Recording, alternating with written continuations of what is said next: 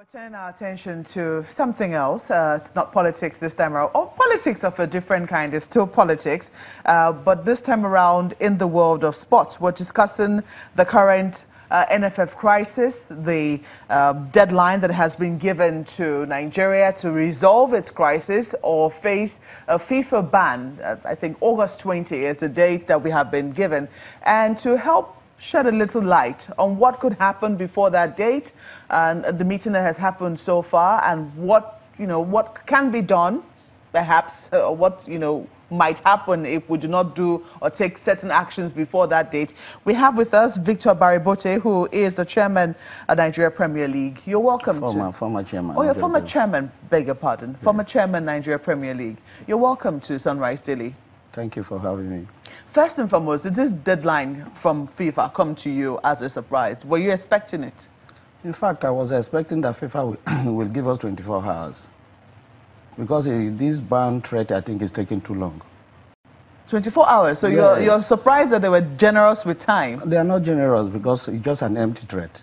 It's an empty threat? Of course. Why do you say so? Well, I will use myself as a case study. Yes. I was the former second vice president of the Nigerian Football Federation.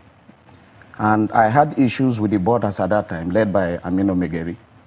And I wrote to FIFA asking them to intervene since the matter is between me and the people that are in authority.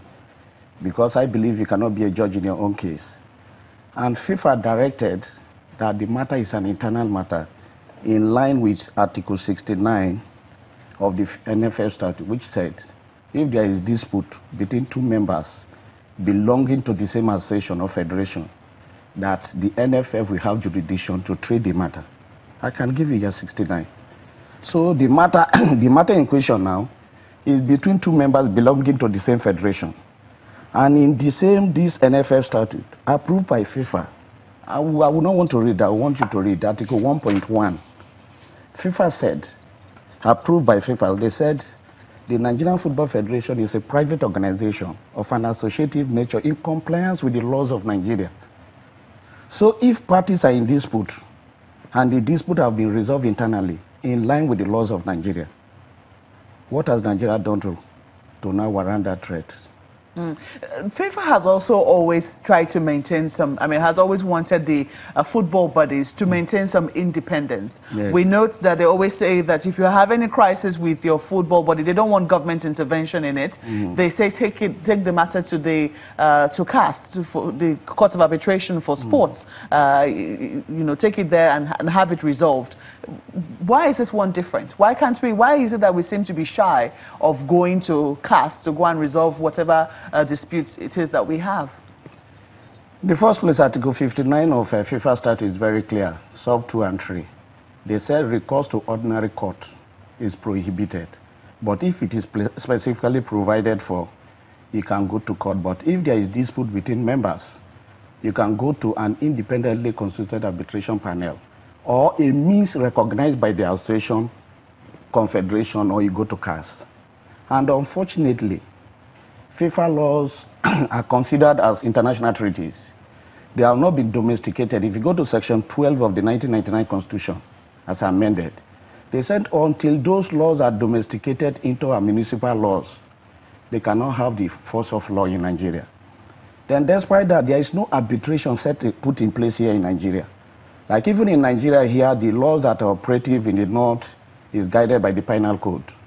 Those ones from the south is by the criminal code.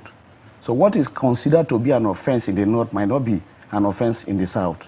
So I wonder how somebody will commit a crime here in Nigeria and you'll be subjected to the laws of Switzerland, because FIFA is registered under the Switzerland. And let me take them by their words. They said a means recognized by the association, federation, or the confederation, or you go to CAS. And if Nigeria have recognized the laws of Nigeria as approved by FIFA, is it out of place?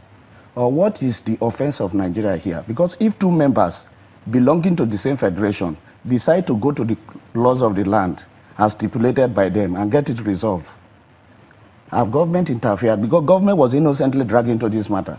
Giwa made government a party through the sports ministry. Amaju also made government a party made government to spend money by sending a lawyer to represent them. So have they interfered in this matter? Those are the issues. So on what ground? I was a member of the federation. What we used to do then was to use FIFA to intimidate government. When the NFF want to take some kind of decision because they get grant from the government and they know who pays the piper dictate the pays. So government want to influence some kind of decision. When we cannot fight government, we will quickly run to FIFA. Then FIFA will now threaten. But in this case, have government interfered with this? If there is violation of your rules that your members went to court, is it not wise? Or let me just go back. They said Giwa and the board have been banned because they went to court. What is that thing that somebody have done differently from banning the parties than for you to suspend Nigeria? In the case of Ghana, it's very clear that the Attorney General or the Commissioner went to court to get an order from court. That can be considered as international, in fact, government interference. Even in that, it cannot be considered because FIFA said they have zero tolerance for corruption. So in this case, I don't know where Nigerian government have erred. Have they breached any part of the FIFA statute? So let them come and tell us.